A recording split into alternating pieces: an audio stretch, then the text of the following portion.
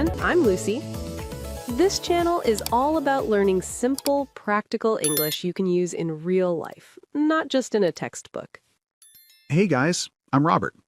Welcome back, learners all around the world. We're really happy to have you here learning English together with us. Before we start today's lesson, we just want to say thank you so much for all the comments, messages, and topic requests from you. We really appreciate them. We read them carefully, and we always try to turn your real questions into real-life English lessons.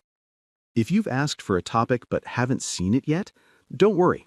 Feel free to comment again so we don't miss anyone. Thank you for learning and growing with us.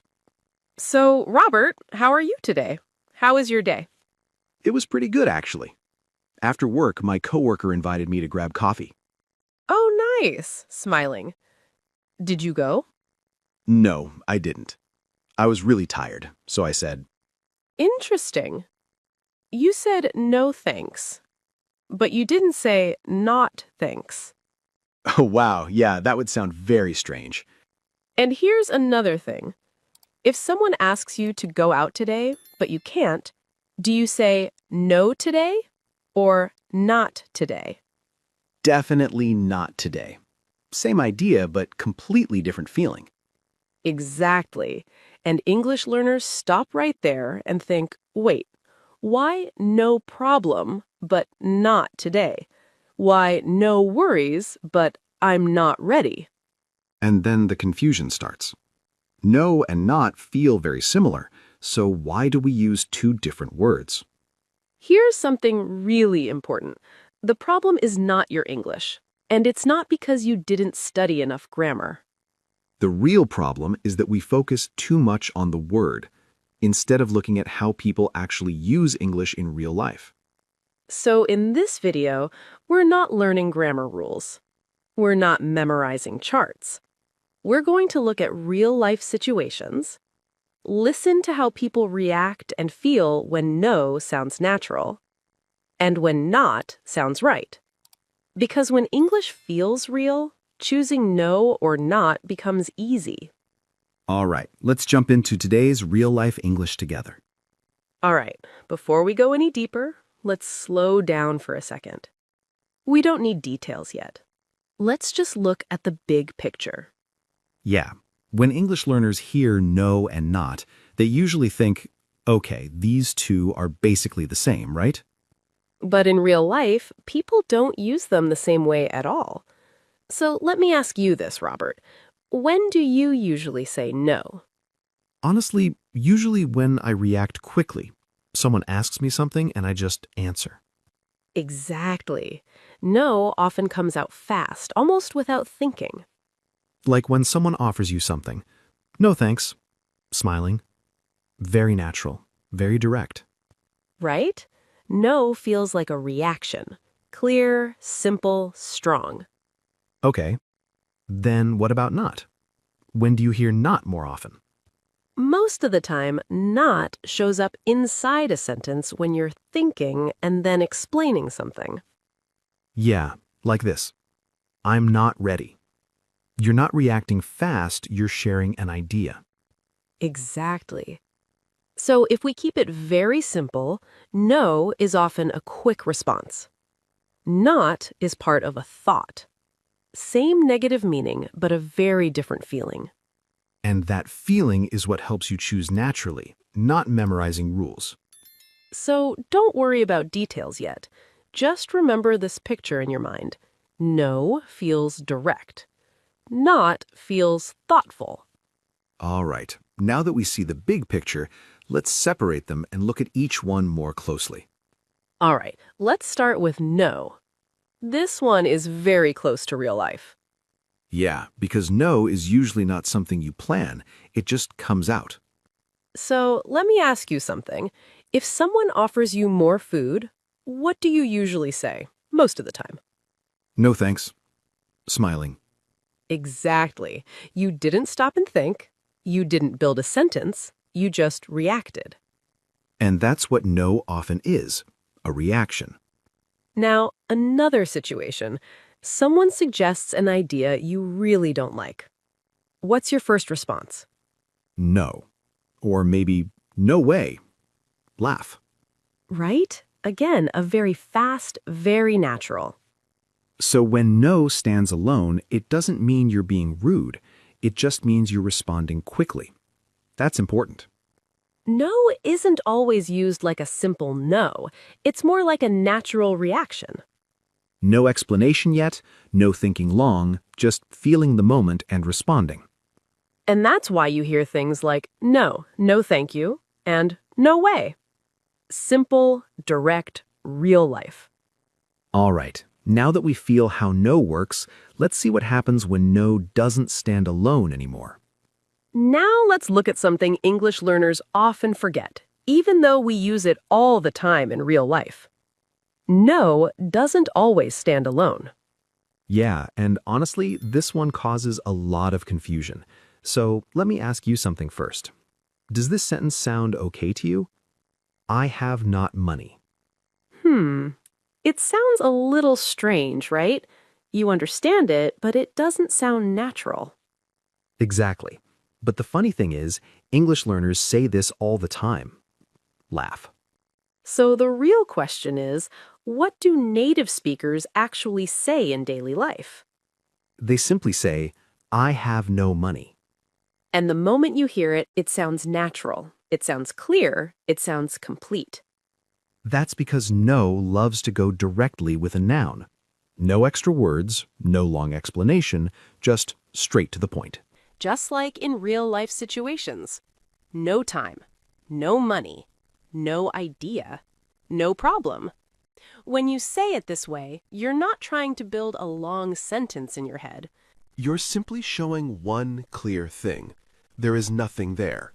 And that's the feeling of no plus noun. Short, direct, decisive. You're not thinking too much. You're not explaining yourself. You're simply saying there isn't this thing. No time, no stress. Exactly. That's very real-life English. All right, now that we've seen no with nouns, let's see how not behaves differently. There's something interesting about no that many learners don't notice. A lot of people memorize phrases with no, but they don't really understand what no is doing there. Yeah, they remember the phrase, but not the feeling behind it. Take no problem, for example. When someone says thank you and you reply no problem, you're not really saying no to anything, right? You're saying it's okay. It didn't bother me. And the same thing happens with no worries. You're not talking about worries at all. You're showing an attitude. Calm, relaxed, friendly. Now, let's look at no chance. That one feels very different. Yeah, this time no feels strong, final. But again, you're not thinking about grammar. You're showing how you feel about the situation. That's the big insight here in these expressions. No is not a grammar word. It's an attitude. It shows how you react, how you feel, and how strong your response is. And once you start listening for that feeling, these phrases stop being confusing. They just sound natural. Because real English is not built from rules first, it's built from reactions. Lucy, can I ask you something funny? Sometimes when English learners speak, the sentence is not wrong, but it sounds a little strange. Yeah, that feeling like, I understand you, but I wouldn't say it like that. Exactly. So let's play a little game. Which one sounds natural? Okay, let's try. Someone asks you to go out. Which one sounds more natural? No today or not today? The first one sounds a little robotic. Yeah, people don't react that way in real life. What about this? I'm busy. I not have time. I understand it, but it doesn't sound natural. So what do people actually say?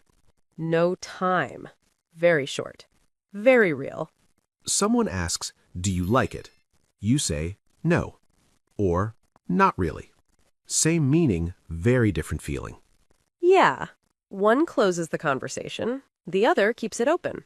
Here's the fun part. Most of the time, learners don't sound strange because of grammar. They sound strange because of reaction.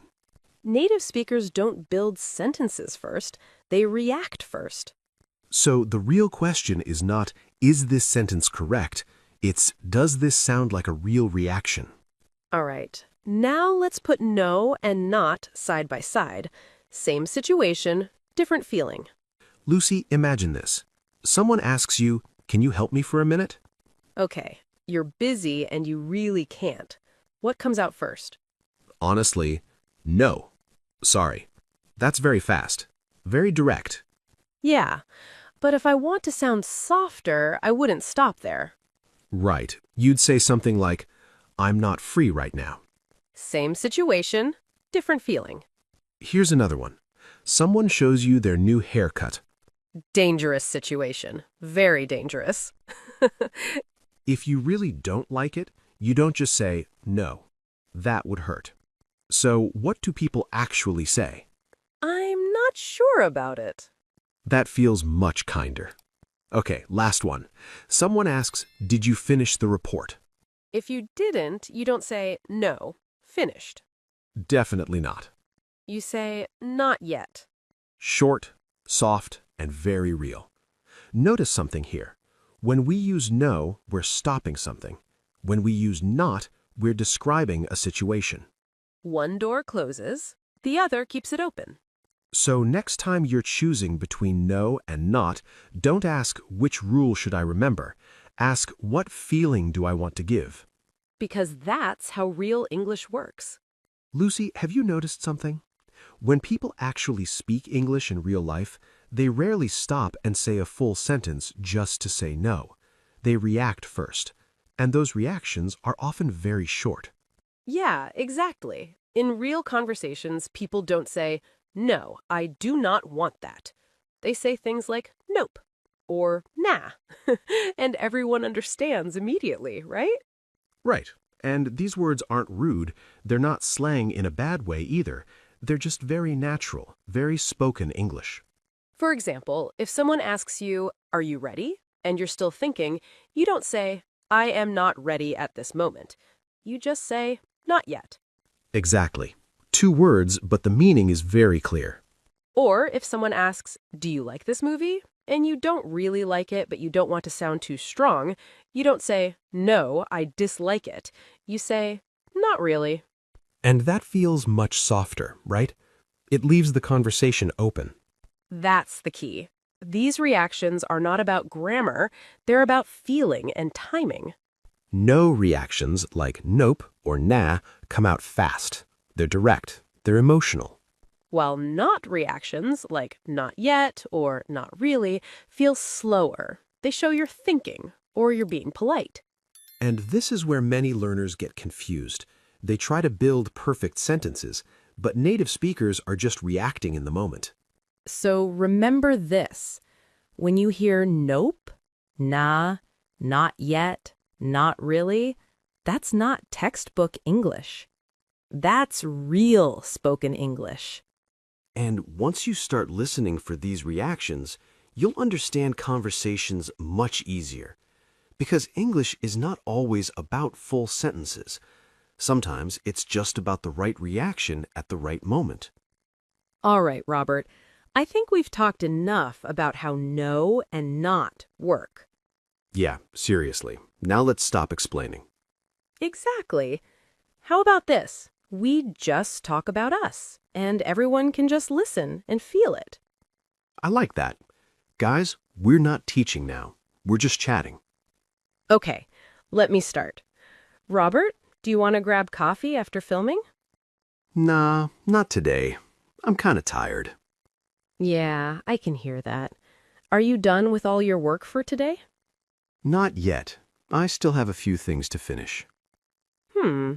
So are you excited about editing this video later? Not really. That honest, huh? Very honest. What about you? Do you want to record another video right after this? Nope, I need a break. Fair enough. See? We didn't think. We didn't translate. We just reacted. And that's exactly how these words live in real English. Now it's your turn. Imagine you're talking with a friend like this. How would you react? You don't need perfect sentences, just something that sounds real to you. Write it in the comments. If it sounds like a real person talking, you're doing great. All right, before we wrap up, Robert, let me ask you something. If you had to explain today's lesson in one feeling, what would it be? I'd say reaction. Because today wasn't really about grammar. It was about how people react in real life. Exactly. So let's start with no. How does no usually feel to you? Fast. Direct. It comes out almost automatically. Yeah, you don't stop and think much, right? Not at all. No is for clear moments. A thing, an offer, a situation where you don't need to explain. Now, compare that with not. Does it feel the same? Not really. Not slows things down. It sits inside a sentence, and it carries an idea. And because of that, it sounds softer, right? You use not when you still want to explain yourself, or when you don't want to close the conversation too quickly. So the real lesson today is this. It's not about remembering rules. It's about choosing the feeling you want to give. Sometimes you want to be direct, sometimes you want to be gentle. Both are natural, both are correct. And when you stop translating in your head and start listening to how people really speak, English suddenly feels easier, more natural, more human. So, don't be afraid to speak. If it sounds real to you, you're already doing great. Thanks so much for learning English with us today. We'll see you in the next lesson where English comes from real life, not memorization. We'll see you next time on Talk English Every Day. Take care, everyone. Bye for now.